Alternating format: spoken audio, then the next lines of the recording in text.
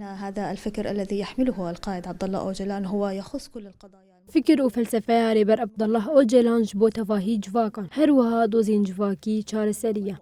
رهبر آپود نوارا مانی خود تفاهی پیکاتین هم بیز دیکه و جبو آزادی آوان تید کوشه.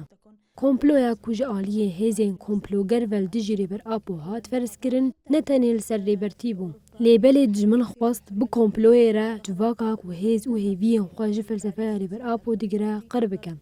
ام تکز دیکن که کمپلویا پاسه سباتی والا درکتیه. چالاکی کلسر آستا هرم کردستان و جهانش بو آزادی فیزیکی یا رهبر عبدالله اوجلان هاتنل دارخستن اویک اثبات کرد. العالم أثبتت أن هذه المؤامرة فشلت، حيث أن القائد عبد الله أوجلان استطاع بفكره وفلسفته. رهبر عبدالله اوجلان بفکر فلسفه و لیکولین خوا قریب و شاشتین لگل هزن دستلات دار ناس بکه و لشونوی پروژیان توا دموکراتیک که تواهی پیک هاتیان دگره نواخوا پیشکش بکه. دولت هگه ماندا کوریل بر هرکینا رامن آزاد این رهبر آبو بگرن و شرد ناوبرا گلان ده چه بکن دست دیجی کرن هر وها کامپلویا باز دست باته هوناندن. امواکی پیک هاتیان با کورو رجلات سوریه ما فلسفه رهبرتی جبو پرورده کرن و رخصتن کرنه بینگه گرتیا و جبو خواکی پیروزیه که دبینن ونطبقها كمثال حي على أرض الواقع.